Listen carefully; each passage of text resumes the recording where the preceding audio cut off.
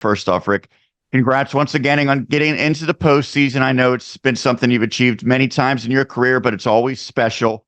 When you think of getting in this season, obviously you're in a very competitive section. You get third place out of the section, but I think you're battle tested. Is there real value in going against some of the very best teams all throughout the classification multiple times in the section? For sure. Playing North twice, Highlands twice, Knock twice, and then non-league with Laurel Highlands. We had a pretty good taste of most of the teams that are ahead of us or around us in the seedings.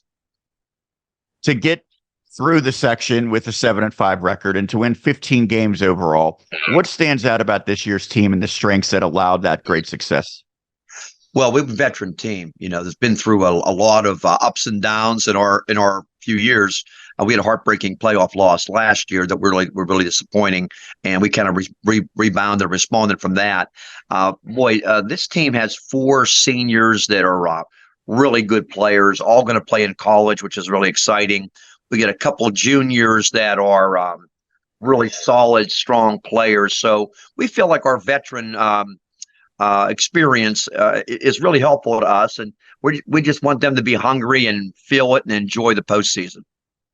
Well, a couple of those players I think you alluded to, one a senior in Caitlin Menkins, stands over 6 foot. You have a junior in Blessing Gant who has had some sterling moments this season as well. She's about 6 foot.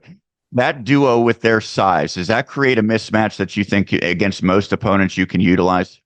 Yeah, I would say against most opponents, but most teams that play us, their number one goal is to limit Kate's touches, limit her clean looks down low. And the teams that have done that have had some success against us. And then with Blessing as a second, as a deputy to Sheriff Mankins, it's a nice thing to have. And what a lot of teams do, though, is they really ask us to make shots from our guard spot or really handle the ball with our guards. And the better that our guards play, the better chance we have of winning. I know you said that last year was not the ending your team wanted. Is that something that you're able to reference back to and use as fuel or motivation anytime you see your team maybe kind of needing a little bit of a spark? Yeah, like we played Laurel Highlands, about almost a month ago at a home game, and we had a lot of respect for them. They have a great record and really well coached, got some good players. And we just played our worst game of the year, and a lot of that was due with them playing well. After that game, we kind of amped up our practices. We kind of got a little bit more sense of urgency, and we played better. Even though we lost to Highlands, Knock, and North, we were winning those games in the fourth quarter or right there in the fourth quarter. So we felt like with the upper echelon of teams in our bracket, if we play our best, we're right there. Well, and the teams that you mentioned all got really good seeds. I think that the committee it's pretty clear that they respected your section quite a bit.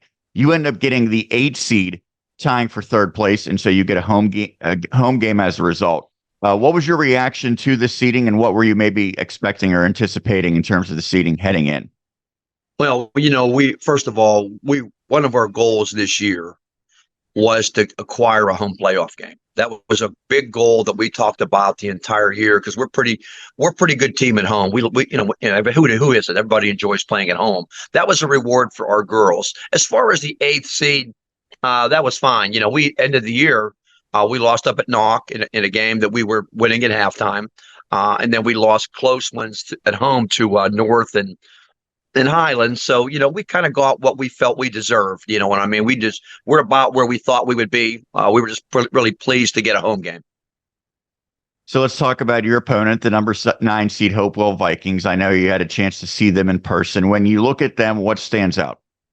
Well, the one thing that I talked to Jeff when we went up there, Jeff Homzak, when we went up there. I've known Jeff for a long time, and I said, please don't bring the Novacek twins, and please don't bring Satori Walker Kimbrough to the game. The point I'm trying to make is there's a great tradition up at Hopewell. I have a lot of respect for Jeff, for his program, for the league they play in, and even from my Jeanette days, for Beaver County kids. So you're not getting any present playing Hopewell from Beaver County.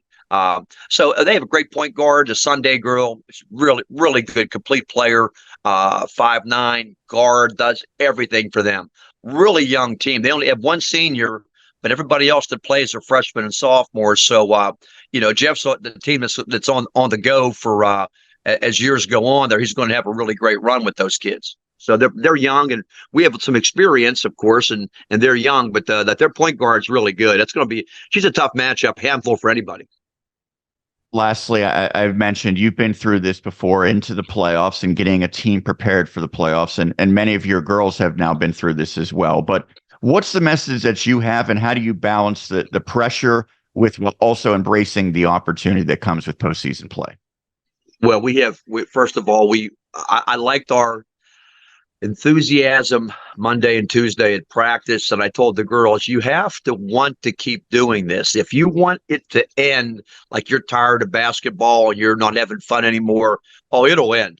But if you want to keep playing, you got to really work. And evidence today and tomorrow, we got 2 tough scrimmages on the road to try to get us mentally ready for tournament play. And then once the scrimmages are over, Friday, Saturday, Monday, we'll start game prepping more. I just showed the girls a little bit about Hopewell, where we'll get into more picking apart our strategy Friday. Well, Rick, thanks so much for taking the time to do this. Always enjoyed talking to you and seeing you at games as well. And good luck heading into the postseason. Thanks, Sean, and thanks for all you guys do. Really appreciate it.